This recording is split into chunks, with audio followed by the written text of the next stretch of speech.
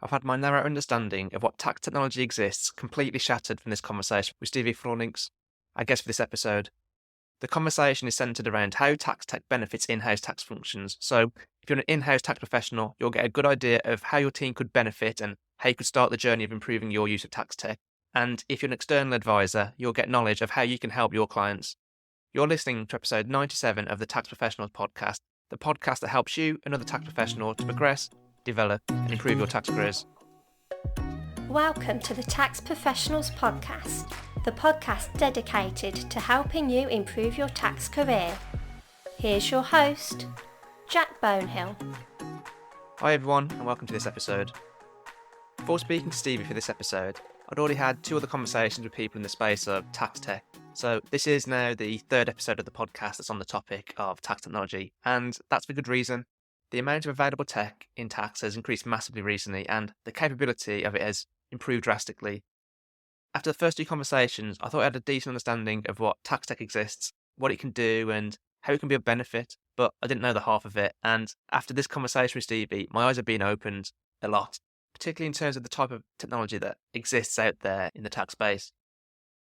Prior to speaking to Stevi, whenever I thought of tax tech, I thought of software that analysed data for tax purposes and then use that data to complete some form of return, but it turns out that it's not close to being this narrow. Stevi Frooni, this episode's guest, worked in-house for some years before being a co-founder of LockTax, a tax technology company that's laser-focused on helping in-house tax teams to relieve the pressures and challenges that they face. We cover an awful lot in this episode, including the typical pressures that in-house tax teams face, how tax technology can help with those, why OneDrive and Sharepoint and Excel is not good enough in today's world for in-house tax functions. We also cover where in-house tax functions should start if they want to start improving their use of tax technology. Steve has suggested next step to start moving this in the right direction, how to go about identifying the right software to solve the problem, and also whether or not tax technology is only really worth it for large multinationals or whether it's also useful and worthwhile for smaller businesses. Rough timings for each section of this episode can be found in the details section for the episode within your podcast player of choice or by heading on over to the taxprofessionalspodcast.com/TTPP97. Right at the end of this episode, I give a summary of the key points that I personally took away from the conversation with Stevi. Even with the best tax tech in the world, being able to figure out the answer to a tax problem or query, regardless of the situation, in my opinion, is a fundamental career skill for any tax professional. But it is also one of those areas that many people find difficult and over-rely on their colleagues, hindering their own progression. It's not surprising though. The right legislation and HMRC guidance can be hard to find, and then once you do find it, you have to analyse it and understand it, which can be time-consuming and difficult. Helping you get past these barriers and learning how to do these things is exactly what the Tax Research Masterclass is about. And past attendees have told me how much quicker it's made them at finding the right resources and then getting to the answer, to the extent that these people have become known as the experts in doing this. I'd love for you to let me help you do this too, and you can get the full details for the masterclass at thetaxprofessionalspodcast.com/masterclasses. And the next Tax Research Masterclass is in May 2024.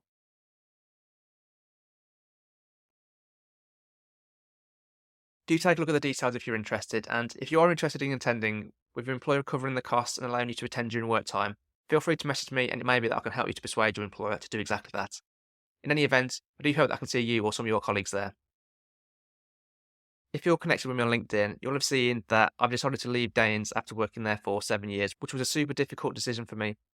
And the next episode of the podcast is actually going to be a deep dive into what's been going through my mind, the thought process, and a bunch of other related things in the hope that it will help you and others with a similar decision if you're facing something similar to me, whether this is now or in the future.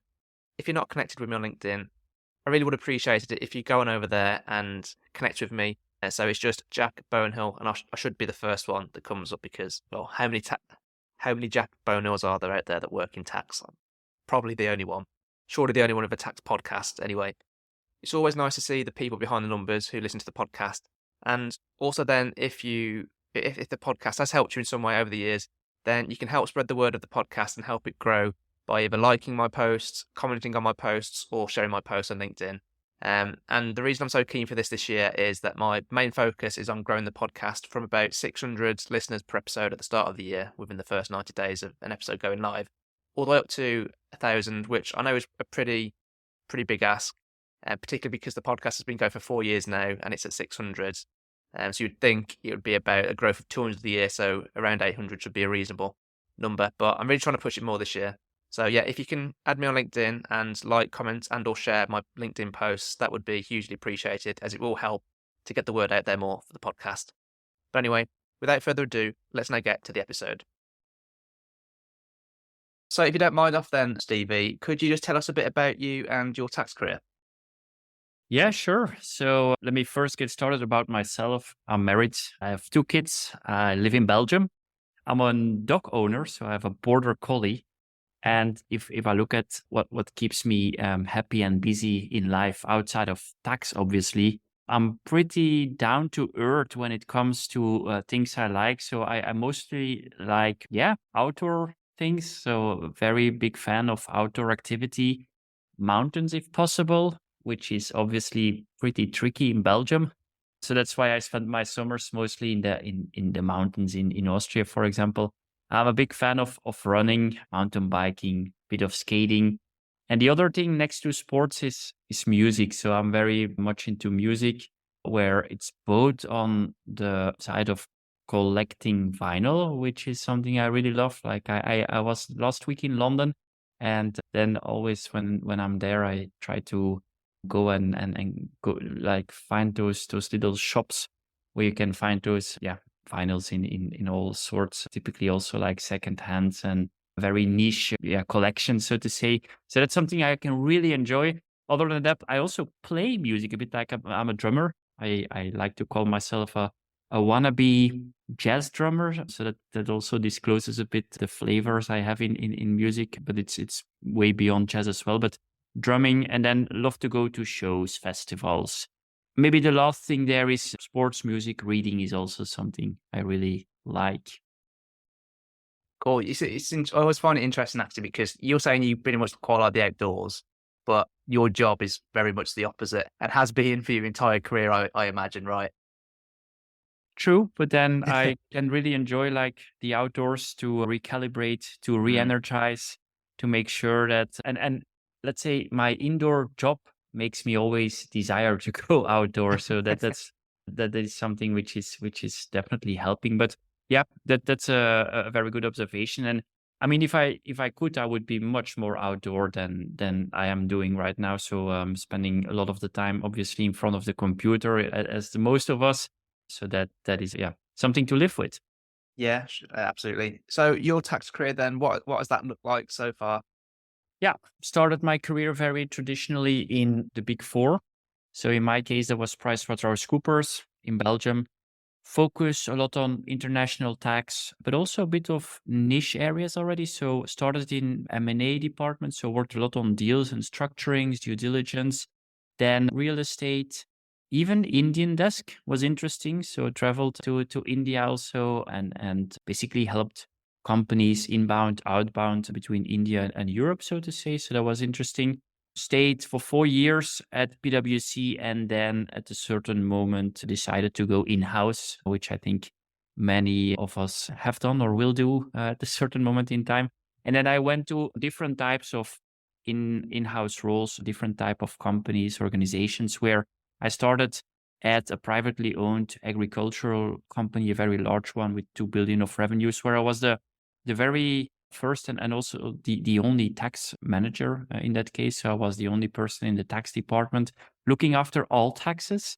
So I'm trained as a direct tax specialist, and then I ended up doing all sorts of taxes in my first in-house gig. So that was interesting. By the way, also combined that a bit with financial controlling. So was pretty broad. At a certain moment then missed a bit the fact that I didn't have a real team, not also a good manager above me in terms of a head of tax, because I was the only one in tax. So then I hopped on to the next company, and that was a Fortune 500 company called Avnet, where I was working in the EMEA tax team, which was obviously very different from the first gig. Very interesting, very steep learning curve, focused there a lot on mostly direct tax, transfer pricing, international tax, also M&A deals and structuring. So it was very interesting. And then at a certain point made the final switch to another company called Sibelco, which is a minerals company. That was a privately owned one, where I was having again a global role, and then mostly focused on projects. So that was interesting, like all sorts of projects, again, deals and structurings, but also like implementations of new transfer pricing models, etc. So I can say that I tried a bit of everything. So tried of indirect tax, direct tax, transfer pricing, withholding tax, at the same time then compliance focus, controversy, project. So you can call me, I guess, a big jack of all trades, but also a master of none. Yeah, it sounds like a lot of it though was focused on international aspects pretty much your entire time in-house. Is that fair? Yeah, absolutely. Yeah, and that must be an awful lot to deal with, right? Particularly when you're in a role where you're the only tax person, and even when you're in another team. Because my experience with in-house tax people that deal with global things, like there's usually one placed in one country, and they're expected to deal with like numerous countries, even though they've never really learnt about that tax. Was that what it was like for you as well? To a certain extent, yes, definitely. Where then obviously, I mean, in most organizations, there is a kind of an interplay with local stakeholders that help you with the interpretation of the domestic situation, the domestic regulations, where either this can be very strong, for example, local finance people, or obviously advisors, sorry, you rely on us. So typically big four advisors or next four advisors you are working with to basically expand your knowledge also in all those countries you are responsible for. Yeah. So that was your last in-house role then that we just touched upon. So then you had a bit of a different move, didn't you, into your current role? Would you like to tell us a little bit about that and how Lock Tax was born? Absolutely. So while working in-house, I basically got confronted with a kind of a paradox, which is about the fact that on the one hand, there is that ever increasing pressure on the in-house tax function. I've been there then multiple times, so I felt the pressure, which is about, the ever increasing workload, the fact that there is so much change, like regulatory change. There are more demanding stakeholders, controversies going up year over year. So you could feel that pressure. And I think all in-house tax people will probably validate it. They can feel it and it's going up year over year. So that is one side of the paradox, where on the other side, the looking at the resources, the tax team was always too small. The budget was unfortunately too limited and the toolbox fairly empty. So this was something that I experienced in the different roles I was in while I was in-house, which kind of inspired me a bit to look out for let's say solutions or ways in which we could mitigate the pains for in-house tax, which combined in general with big passion I'm having for tax in general. All of this together kind of nudged me to, with my co-founders of LockTax, think of solutions, things we could do in the technology space, where we were very much aware of the fact that in the tax technology space, even this day and age, but definitely then 4 years ago, there was not so much happening, definitely when it was completely focused on in-house tax teams. So what we kind of did was we, in the midst of the pandemic, so around April 2020, with my co-founders, as a true, let's say, startup, or in the true spirit of startups, we organized a design sprint, which is a kind of 1 week format in which you build a prototype of an idea you are having, a prototype which, by the way, is just only having a front end. So there is no back end, there is no code involved at all. It's just like visualizing your solution to a potential problem you're having. Well, you time box it to a week. And the idea being that throughout the week, with the different stakeholders involved in the design sprint, you build a prototype. And by the end of the week, you submit the prototype to as many testers as possible. In this case, these were heads of tax, in-house heads of tax. And so we did so in April 2020, where by the end of that design sprint, we got massive validation of our ID. It got validated so much that one of the testers, one of the heads of tax involved, introduced us into the venture capital world. And that obviously for startups is a very good thing to have. So that made that we could raise money in different funding rounds. And that obviously was then the start for our company. So that for me meant also that I had a career switch from in-house to then having my own company with my co-founders, a tax technology company, which obviously opened or represented the start of a complete new chapter in my career, so to say. Yeah, yeah. So that product that came out of the design sprint, I know it was a prototype, but is that what you've stuck with ever since then, or would be like, has it changed since? Have you got extra products that you offer now? Has it always just been the same thing? Although obviously, I'm sure it's been improved since. Well, I think so. The thing we have worked on during the design sprint was a very visionary solution to a problem. Basically, maybe I can clarify a bit more what it was about. But so this was mostly around supporting in-house tax teams to work on their tax projects.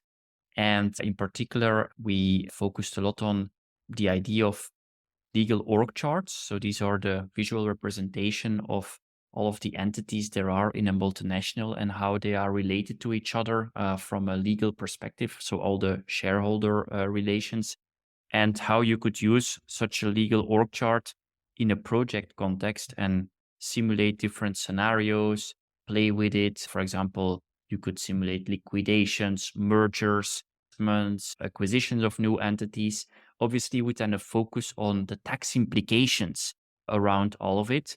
And then the collaboration, the legal, tax, treasury, the typical stakeholders involved in those projects, how they can collaborate, document all of it, come to strong audit trails, etc. So this is to say that this was the very idea we started off with, which is still in the current version of the platform to a certain extent. But meanwhile, we have added so much more to it. So it's fair to say, I think, that this is not the full focus anymore of the platform. We have moved beyond that, but it's still included in the overall value proposition we have.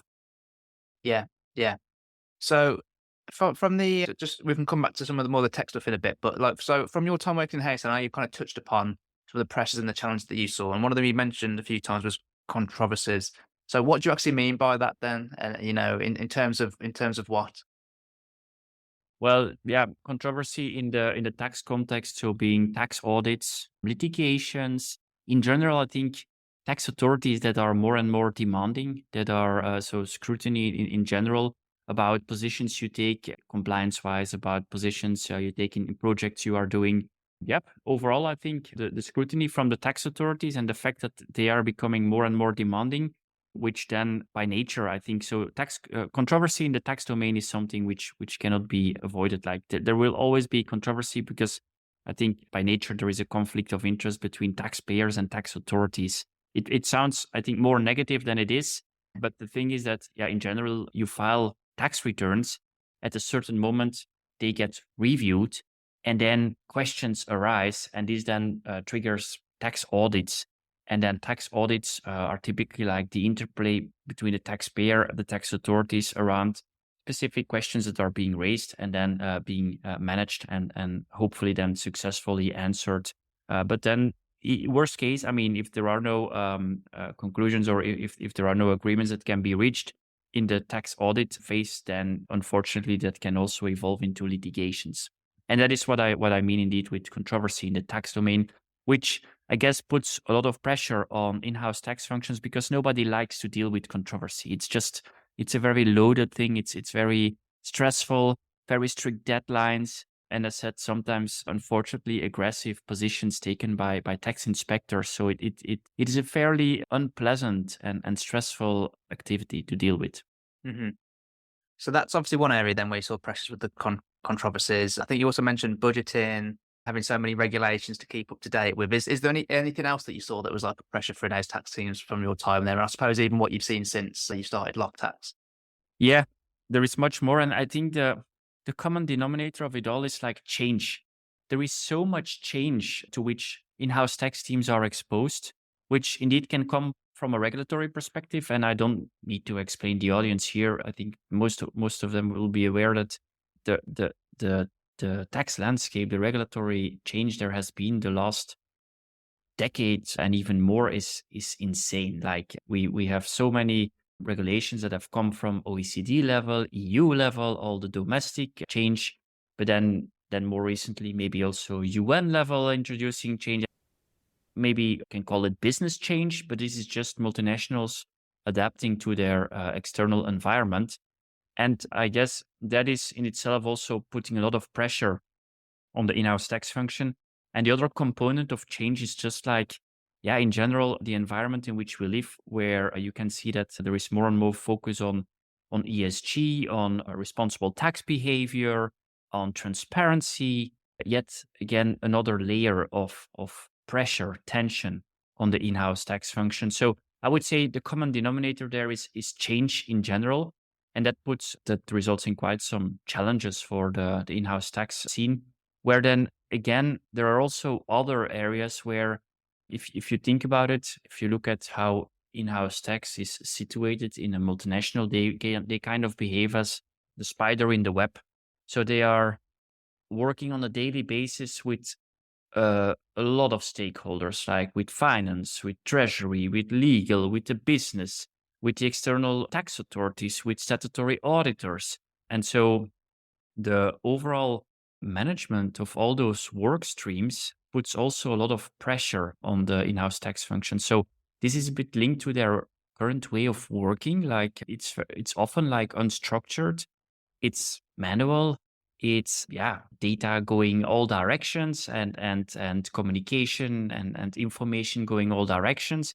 So that in itself is sometimes overlooked, but is a very big source of stress and pressure as well on the in-house tax function. So that is linked to the overall status of collaboration, so to say. And then I already touched upon it, but in general, like all challenges which are linked to these days, data gathering, data storage, and then getting the required levels of intelligence from your data also results in a lot of struggles and challenges. And then, as said, so governance in general, the ESG, transparency, responsible tax behavior. So in itself, it's a fairly long list, I think, of challenges that in-house tax is exposed to. So there's obviously an awful lot of things there in terms of pressures and challenges. And maybe this question can be quite a broad one to answer then, but like how can tax technology actually relieve these pressures and the challenges of in-house tax teams? And maybe if there's so many that you can think of, maybe you can focus on a few of the key ones that you think are the best.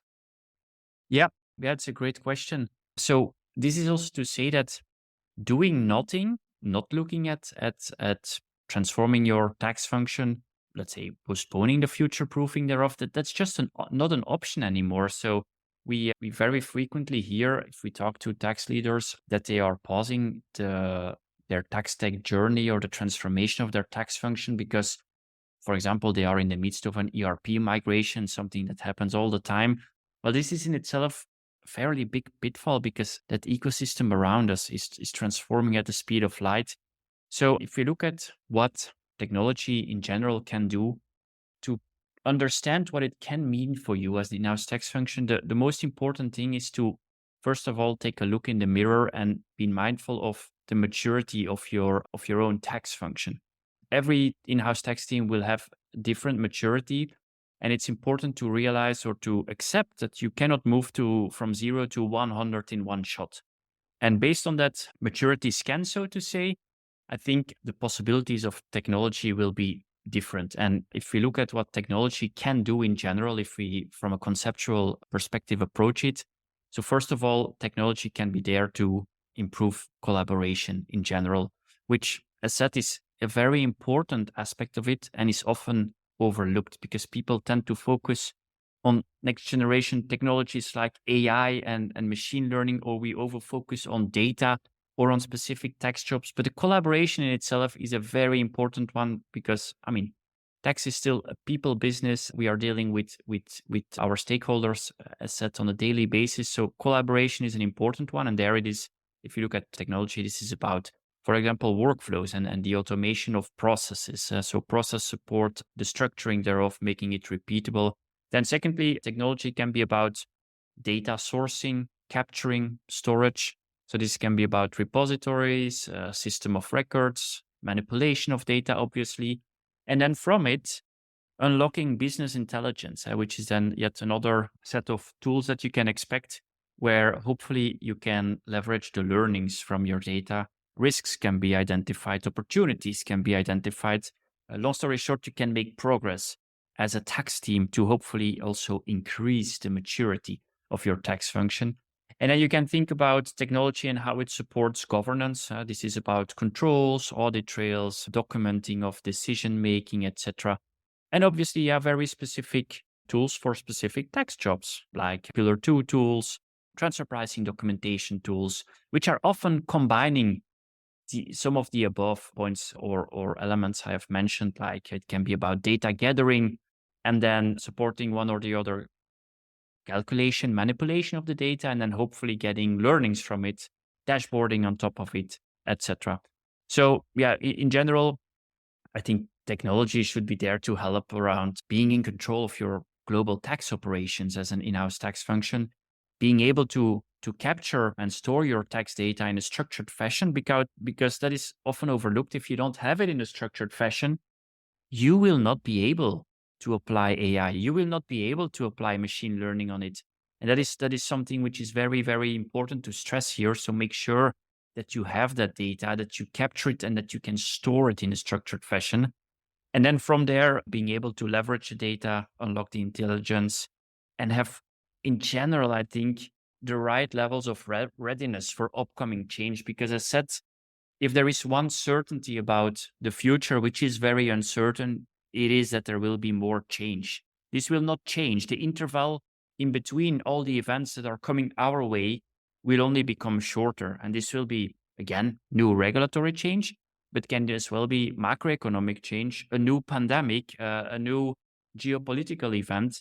So all of them typically have tax implications. So you need to have the readiness as a tax function to be prepared for it, or at least to a certain extent have the preparedness for it.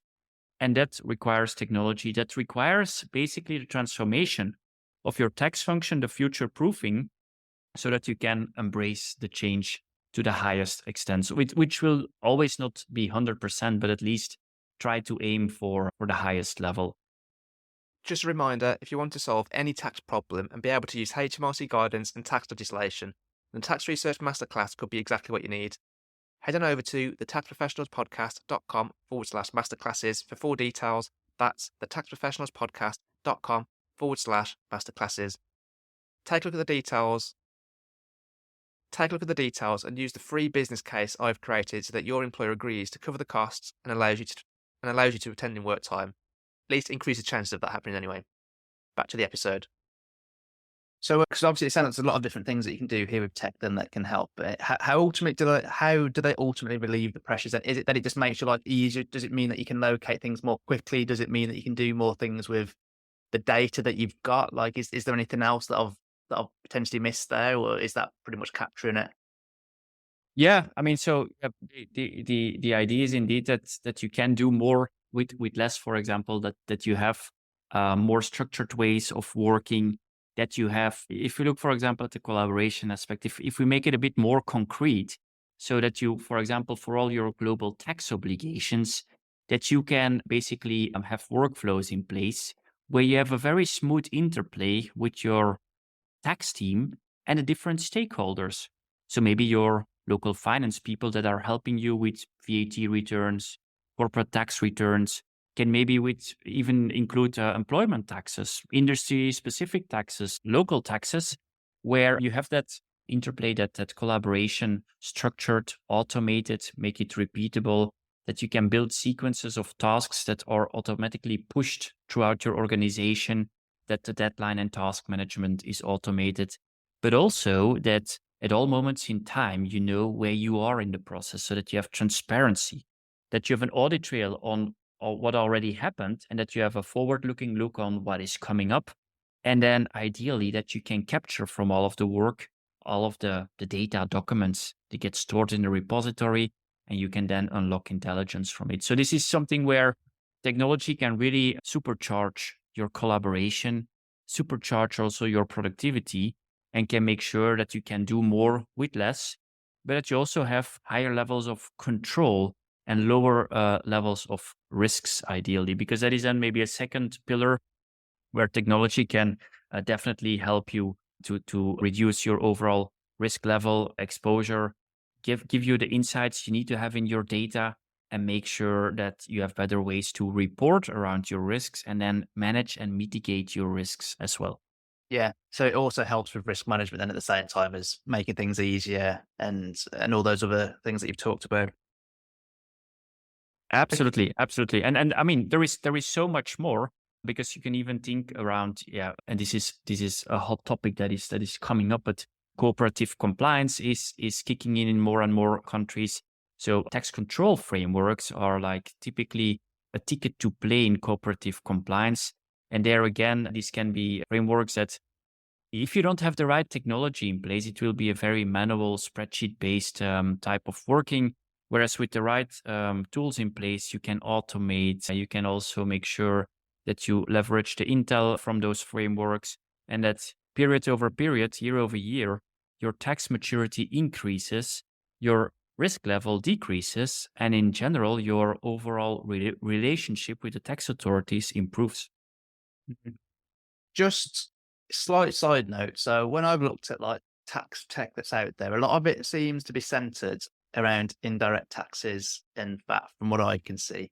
So is the software out there that like covers more than one tax? Or if you wanted something that was good from a tech perspective for VAT, and then you want it to run for corporate tax, do you need different pieces of software or can it all be brought into one single place?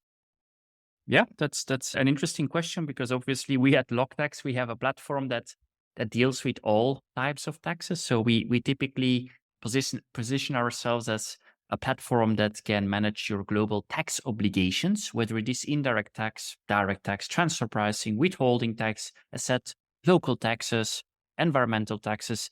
The idea obviously being that you always need to make a distinction if you look at technology between what are called engines that calculate the liabilities, right? And then maybe tools that are situated one level above, which foresee an end-to-end process support, provide you, let's say, the workflows and the capturing of the data, which then can populate a repository.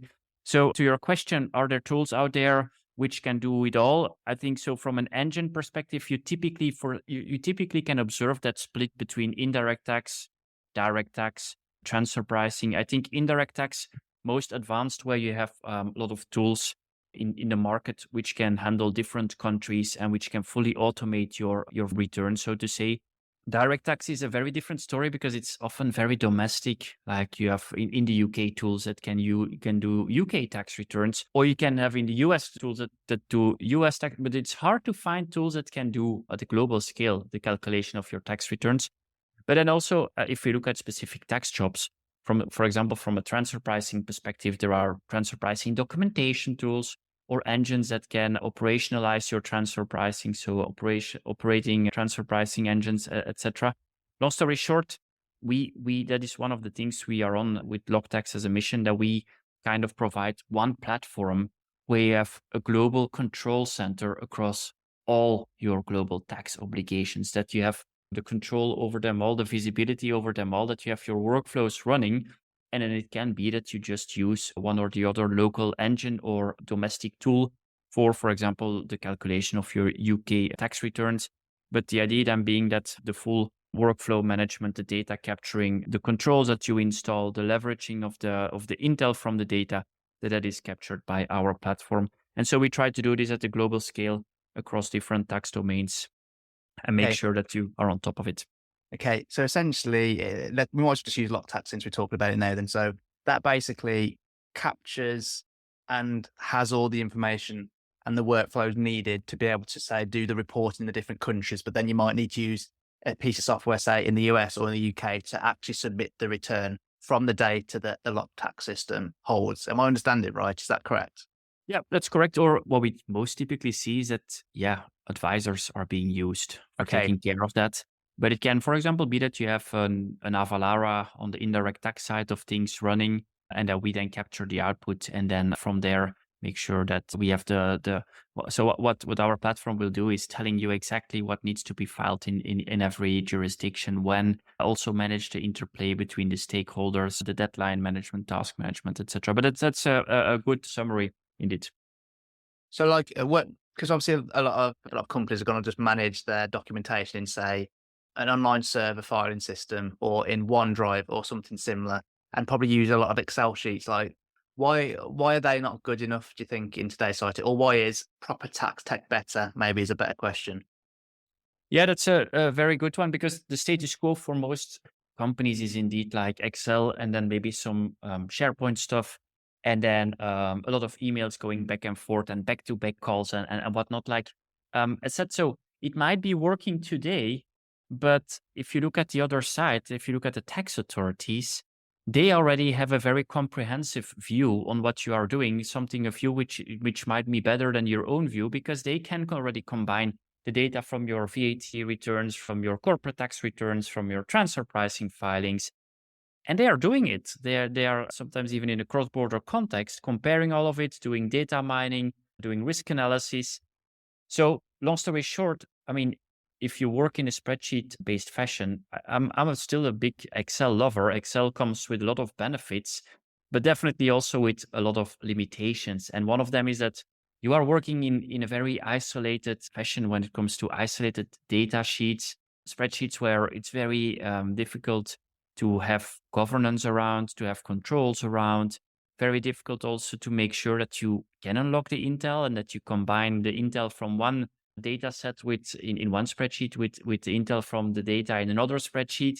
It's just not scalable, it's not sustainable, and it will leave you very blinded, or you won't have the line of sight that you require on your positions, on your data, on your risks. It's also suboptimal in terms of collaboration. So long story short, I think it's a fair statement that it is for a lot of companies still the status quo, and to a certain extent it will be useful, but I think it's more important to step up on the maturity scale and make sure that you have more structured ways of working, more controls, more transparency, and also audit trail, and that you really capture the data in a more structured fashion so that you can really leverage all the intelligence, mostly like risks that you need to be aware about, that you also can capture like everything what happened so far. And that is where spreadsheets and the old way of working will very rapidly bring you into trouble, or where you will run into limitations in any case. What I've took away a little bit there is there's two things. One, what people are doing now without using proper tax tech, if you want to use that as the term, they can manage and do like the bare basic things and it's working, fine, right? But it's probably not the most effective way to do it. And it can be more effective if you've got the proper tax tech. And then second to that, if they keep doing it the way they're doing it now, they're missing out on valuable insights and information that they could get by using tax tech, which they wouldn't have without doing it. And I'm almost inferring here as well, but I'm guessing because the tech is going to help save so much time, and actually you can do all this stuff that they're doing previously and more within the same amount of time. Is that kind of what your experience is of these things?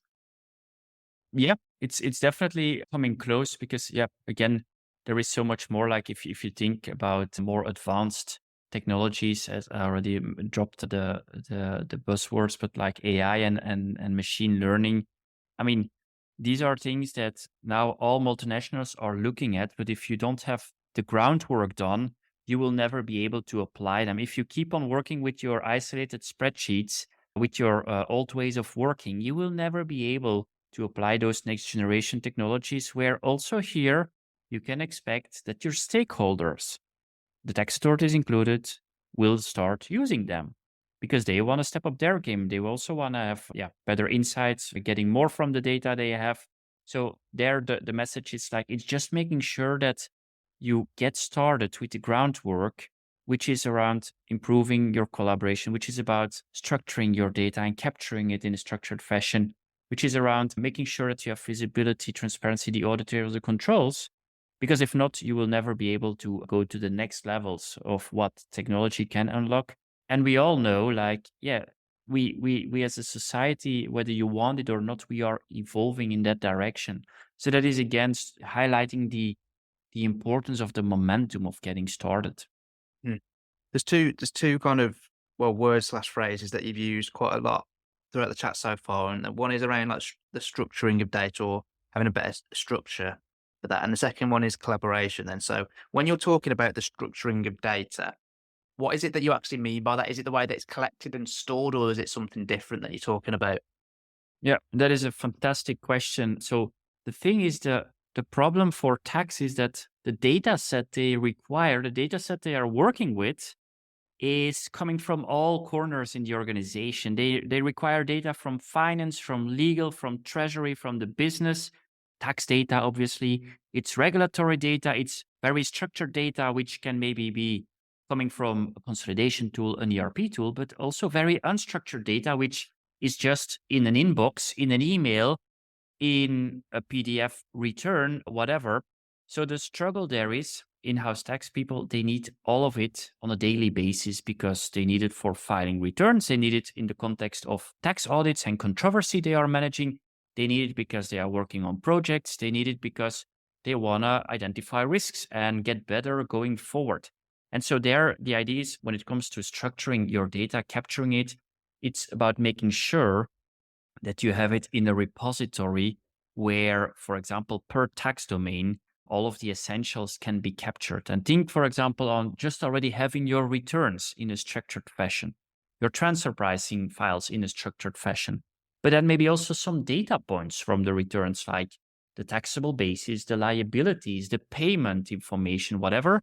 And then also, obviously, you want to be focusing on the KPIs, like comparing the, let's say, actual behavior, the tax behavior, like think about filings and when your filings are done against the norm, like the deadline, the statutory deadline, and whether it's the deadlines are typically met, whether your internal deadlines are met, whether the ball is being dropped and you have missed deadlines, etc., etc. So, and this is really requiring for a lot of organizations that they invest in getting to such a repository, to such a structured data set, because again, the tax authorities are already doing it because you file your indirect tax returns and your direct tax returns and your transfer pricing information to tax authorities, which are sharing it behind the screens with different countries and tax authorities in other countries.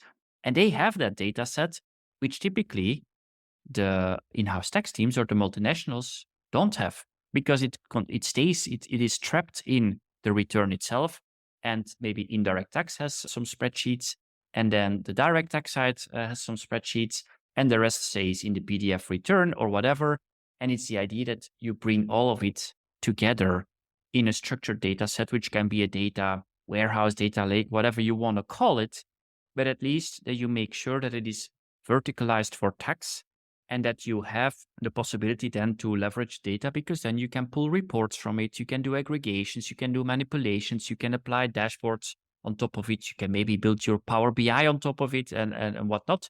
But that is really also what is required to apply machine learning and AI and other next generation technologies on top of it. Yeah. So I think you've somewhat probably answered a question that I had then, which is like, if you can imagine like a business now that with a tax or finance function, it's got like the least amount of tax tech possible. Like, what would your advice be in terms of the heads of tax and the CFOs of those businesses so that they can start using tax tech and improving their situation? And by the sounds of it, the starting point is ultimately going to be sort out the data, because until you've got the data in a nice structured fashion that you can easily access, you can't really apply anything else above and beyond that. Is that the right answer to that question, do you think, Stevie? It is, and it's also boiling down to what I said before, like look in the mirror, do a maturity scan, identify what today your biggest needs and pain points and struggles are, and so be mindful of the often overlooked type of steps to take, which indeed will bring you down to what you are referring to, data, which will bring you down to ways of working, collaboration. And only if that groundwork is done, then you can step to the next levels and you can think about maybe the fully automation of jobs with RPA or whatsoever. Or, as said, like doing more automation in general and applying next generation technologies. But be mindful, first things first, you need to get started. And even if it is with baby steps, even if it is small steps, most important thing is getting started today. Mm-hmm. And do you think, regardless of their situation, whether their biggest risk is direct tax or indirect tax, do you think the starting point is always going to be the data if they haven't already got that sorted out in a way that's easy to access and use? Well, that depends a bit. Like it can be that you have a data lake in place and then the starting point can already be around the collaboration. So it depends a bit on the maturity scan and checking indeed where you are and what is most pressing for you to solve. It can, for example, be that you have good workflows running, that you have a good data repository in place. But then the next step is that you want to work on getting more transparent. So working on more responsible tax behavior, sustainable tax behavior, and that you want to step up your game and that you want to do total tax contribution reporting. Or you are already a front runner and you want to work towards public country by country reporting. So for those players which are a bit more mature, it can be that getting started is already in the governance section. Whereas for the lower maturity players, it's in a completely different game. Mhm. I'm trying to think then, because obviously it's going to be very different based on each business then, by the sounds of it. What's like the easiest thing for a head of tax or a CFO to do? Is it to reach out to someone that's like an expert in helping people get better at tax tech? Because it seems like there's so much option out there in terms of things that could be done and what order to do things in. And there's going to be a lot of things to sift through for a head of tax and CFO who's not used to it, right? So is it better that they get some advice to help them, I suppose, Um, focus in the right place, do you think? y- yeah, for sure. I think there are a lot of experienced people out there in the advisory world, in the technology world that are more than happy to help and do the maturity scan. But at the same time, it can as well be just coming together as a tax team with the CFO, with the head of tax, with the stakeholders, and just looking in the mirror and just identifying like what are the biggest risks we are facing? Where did we drop the ball last year? What are the biggest frustrations we are having as a team? Like maybe it can be about extremely time consuming manual work in the framework of tax reporting, where on a quarterly basis, we need to collect data from like a very large extent of stakeholders in a very manual fashion, where there are a lot of risks for error, etc.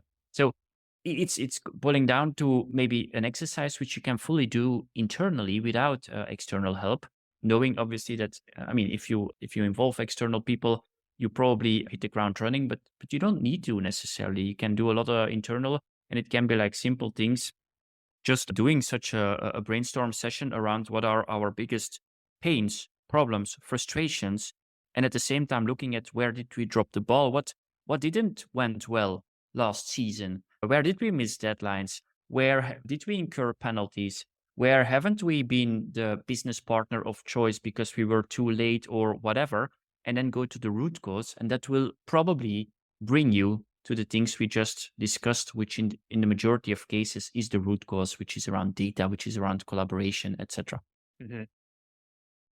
So, because obviously there's so much tax tech out there now, how if they've got that, if let's say a business has identified their problems or their key problems that they want to solve, how do they then go about finding like a tax tech solution that helps them with that? Will they potentially need something bespoke? Is it probably got to be something that's already made out there that exists? Like, yeah, it's a bit of a minefield, isn't it? I'm just trying to think like, how can they go from problem, okay, now we found the tax tech solution that fits what we need at this point. Yeah, I think so. The buy versus build question is always an interesting one, and I have been in the situation myself where we looked at such a question, where sometimes people are tempted to go for build, like let's build it internally because we know best our organization and our needs, and we have maybe good engineers in the IT team that can support us. And this used to be, I think, a couple of years ago, like a bit the preferred option. Let's build it ourselves. Where I think these days more and more people, tax leaders, they are convinced about the power of SaaS, of the shelf software as a service, because what people tend to forget is like if you start such an analysis, like it's not just building it. The biggest problem with software is it's a living entity, it's a living thing. So you need to maintain it. Like you continuously need to invest in it to keep it up in the air, to meet the security and IT infrastructure standards, that you basically make sure that it does what it should do, that it continues to include the right regulatory information, for example, deadline information, tax rate information, whatever. This is something which is hugely overlooked. And so I think this brings us then more and more into the domain of like, let's not build anymore, let's buy. I would rather say like, make sure that you have your needs well identified, And then, there are the usual suspects. You can, for example, look at like what has the Big Four to offer, because the Big Four obviously brings tooling to market. Where then you need to be mindful, like, is the Big Four the best candidate to buy from, knowing that potentially at a certain moment in time, our preferred Big Four tax tech provider can become our statutory auditor, and we might be in trouble, and we need to change the platform. Or maybe I want to keep my Big Four a bit more at arm's length, and I don't want to put all our data in their basket. So that helps them to evaluate a bit like Big Four versus advisor agnostic vendor, so to say. So that's also helpful in the analysis.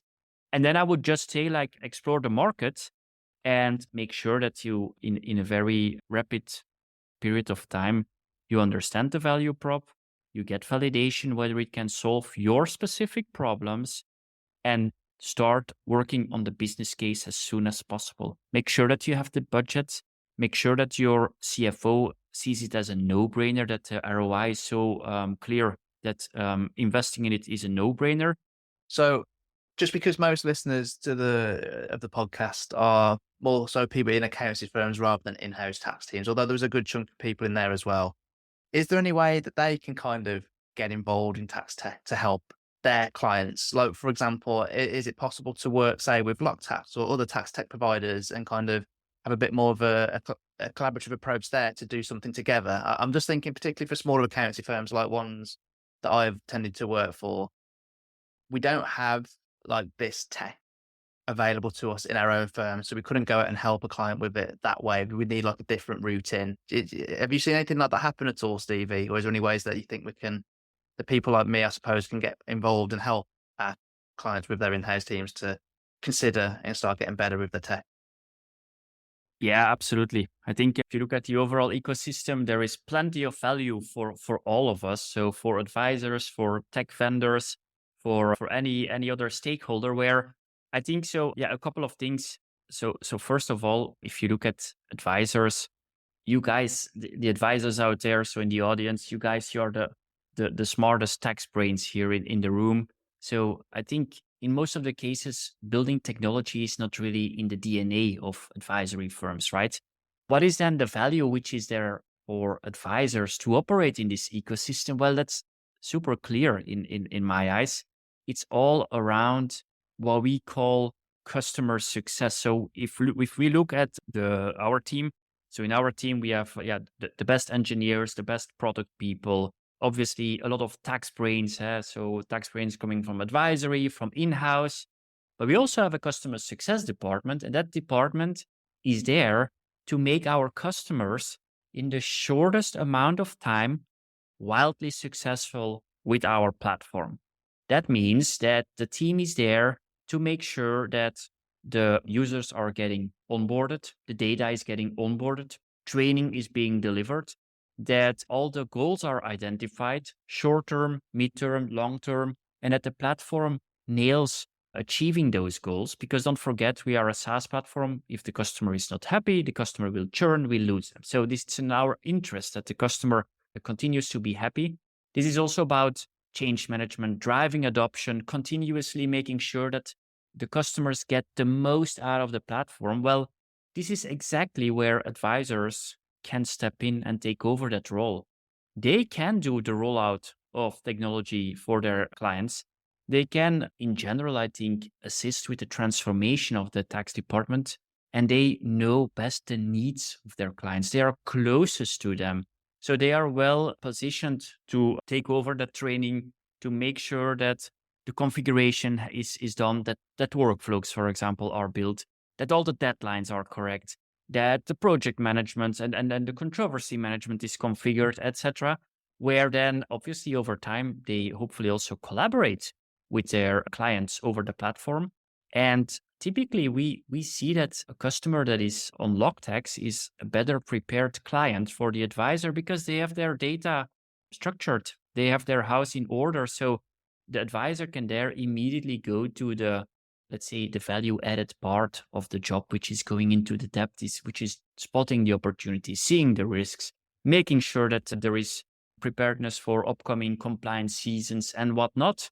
Whereas a client which is still doing it the old way well, there the advisor will lose a lot of time with the low value or no value add part of the job, which is exactly the data gathering and the dreadful back and forth of emails, etc., etc. So that is a very clear value proposition, I think, to advisors when it comes to technology and taking over what we would call the customer success, the service component, which is all about rolling it out, making sure that adoption is driven, configuration, data onboarding, and there is so much more. Yeah, so there's plenty of like potential services that that advisor can provide that results in an income stream for them.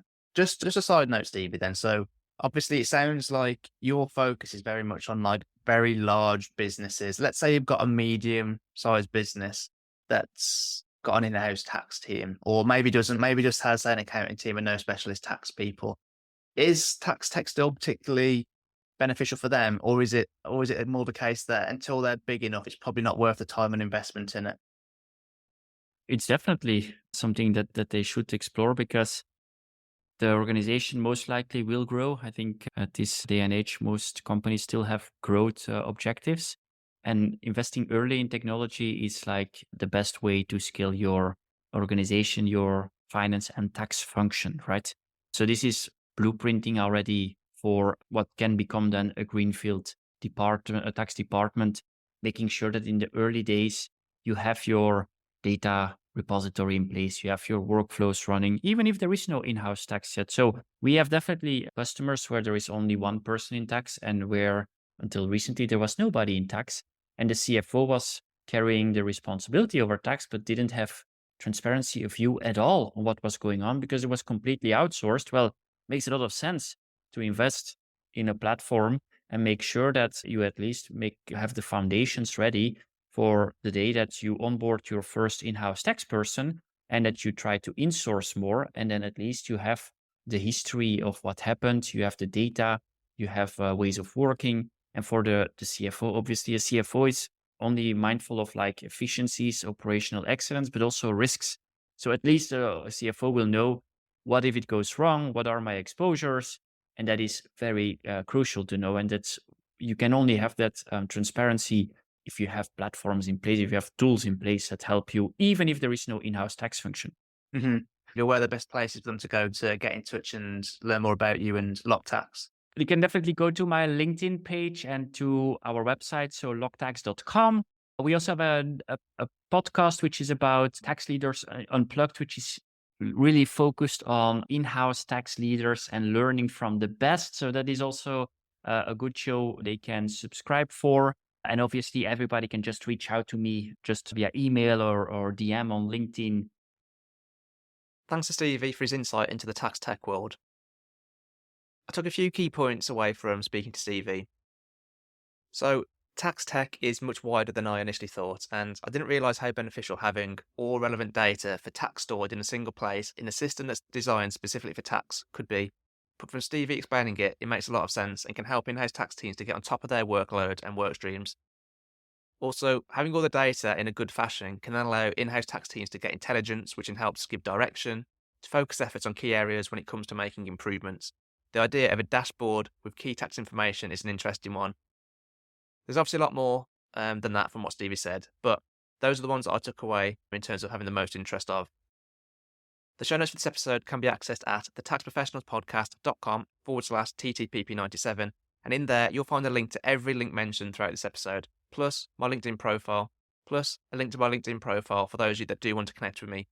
And if you are connected with me, you can help support the podcast by liking and commenting on my posts, or also by sharing them on LinkedIn. This helps spread the word about the podcast and get more people listening. And that's my main focus for this year, to increase listeners from about 600 people in the first 90 days to around 1,000 in the first 90 days. If you like this episode, you can subscribe to get email notifications of all future episodes by heading on over to thetaxprofessionalspodcast.com/subscribe. Emails are bi-weekly and are released on Mondays. But that's it for this episode. I hope you enjoyed the episode and have taken away some useful points to help you to progress, develop, and improve your tax career. Until next time.